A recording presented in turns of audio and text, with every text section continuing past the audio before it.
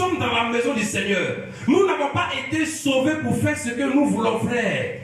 On n'a pas été rachetés pour poser les actions que nous voulons poser. Non. Jésus n'est pas mort pour nous, pour que nous faisons aujourd'hui ce que nous voulons faire. Non. Mais, je prends un exemple simple. Tu t'en vas dans un magasin. Tu trouves une chemise bien qui est dans le magasin. La chemise appartient au vendeur, n'est-ce pas? Mais quand toi tu t'en vas remettre l'argent au vendeur, que tu prends la chemise appartient à qui maintenant? La chemise t'appartient. Et si la chemise t'appartient, en ce moment tu fais ce que tu veux de la chemise. Mais est-ce que le propriétaire dira, il te posera des questions? Parce que la chemise ne lui appartient plus. Tu as payé le prix pour avoir la chemise. Et c'est à toi maintenant de donner la valeur que tu veux à la chemise. Jésus nous a rachetés. Mais il ne nous a pas rachetés pour que nous fassions ce que nous voulons faire. Mais Jésus nous a rachetés parce qu'il veut faire quelque chose avec nous. De la même manière que quand nous achetons une chemise, ce n'est pas pour la déchirer, c'est pour porter la chemise que nous achetons la chemise. Quand nous achetons un téléphone portable, c'est pour l'utiliser. Quand nous achetons des chaussures, c'est pour les porter. Tout ce que nous achetons, c'est pour faire quelque chose avec. C'est de cette même manière, Jésus nous a rachetés pour quelque chose. On n'a pas été rachetés pour faire des choses vaines. On n'a pas été rachetés pour marcher comme on veut. Si c'était le cas, Jésus allait nous laisser dans le monde. Mais Jésus nous a rachetés. Il nous a déposés dans un environnement. Et l'environnement dans lequel Jésus nous a déposés, il attend quelque chose venant de toi et il attend quelque chose venant de moi. Mais est-ce que je suis en train de faire ce pourquoi Jésus m'a racheté? Amen. Donc si Jésus nous a rachetés et que Jésus nous a mis dans un environnement, c'est que Jésus veut que nous agissions dans cet environnement selon ce qu'il attend de nous, ou selon une feuille de route qu'il nous a donnée. Alléluia. La Bible, autrefois on était ténèbres, autrefois on était contrôlé par le diable, autrefois on était sous l'emprise du diable, autrefois un homme fort nous avait liés. Mais lorsque l'homme plus fort que Jésus est venu nous délier, c'est pas pour partir. Lazare a été délié et Jésus a dit laissez-le partir. Mais quand l'anneau a été délié, Jésus a dit amenez-le-moi.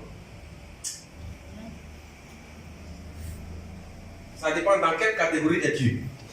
Dans laisser-le partir, fais ce que tu veux, ou dans emmener-le-moi. Nous n'avons pas été délivrés par Jésus pour nous laisser partir. Mais nous avons été délivrés par Jésus pour venir à Jésus, pour qu'il nous confie quelque chose de très important que toi et moi on doit accomplir.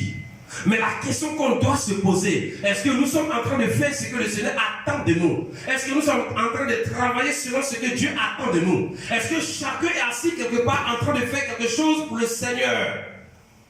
Jésus nous a mis dans une grande moisson. Et Jésus attend que nous soyons des ouvriers inutiles? Non, mais des ouvriers quoi? Utiles. Dans quoi? Dans sa moisson.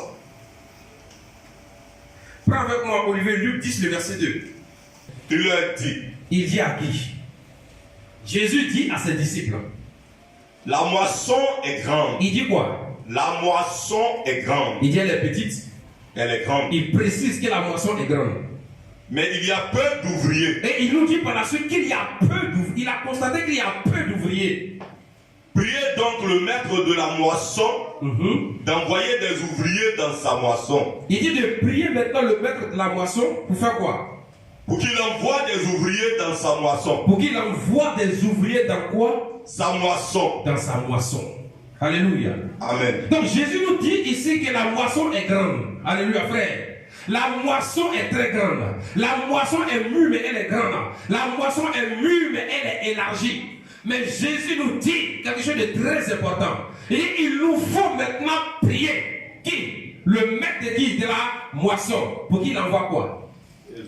Des ouvriers où? Dans sa moisson. Dans sa moisson pour faire quoi? Un travail précis. Alléluia.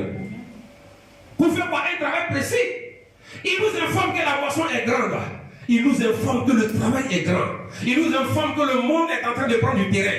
Il nous informe que le diable est en train de détruire la vie des gens. Il nous informe que le diable est en train d'anéantir les foyers, d'anéantir la vie des enfants, de détruire la vie des enfants de Dieu. Il nous informe que le diable a mis en place des stratégies pour déstabiliser, pour humilier les enfants de Dieu.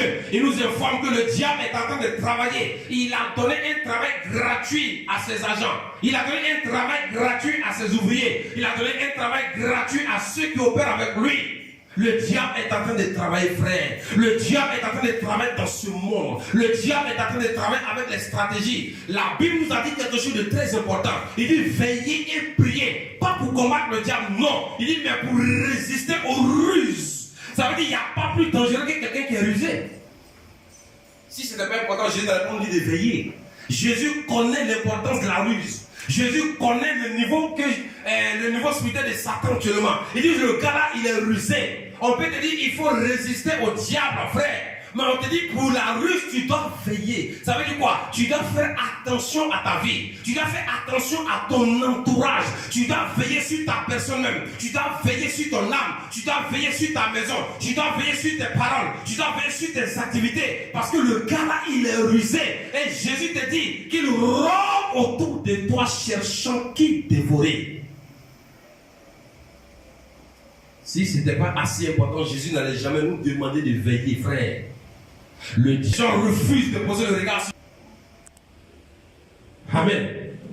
Et le diable est en train de travailler. Attends, que même aujourd'hui, l'église aujourd'hui est devenue faible.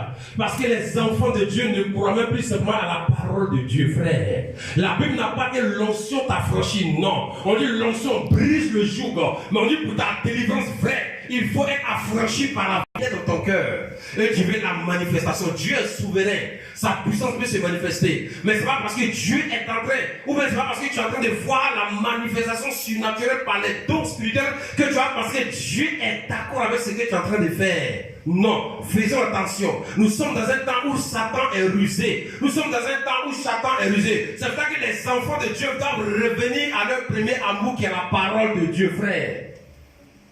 Si tu as la parole de Dieu dans ton cœur, si la parole de Dieu est constamment dans ton cœur, il est difficile à Satan de pénétrer ton cœur. Si le diable arrive à pénétrer ton cœur, c'est qu'il n'y a pas une dose de la parole de Dieu dans ton cœur. Il est difficile à Satan de pénétrer le cœur d'un enfant de Dieu qui médite la parole jour et nuit. Il est difficile à Satan de rentrer dans l'environnement d'un enfant de Dieu qui connaît la parole, qui parle la parole, qui proclame la parole, qui vit la parole, qui fait toutes choses avec la parole. Il est difficile à Satan de détruire cette personne. C'est-à-dire que quand Satan s'est présenté devant Jésus, Jésus n'a pas utilisé le feu, il n'a pas utilisé l'onction, mais Jésus a utilisé quoi? La parole. Et la Bible dit que Satan fuit à quoi? Loin de lui. Tu veux que Satan fuit loin de toi? Utilise la parole.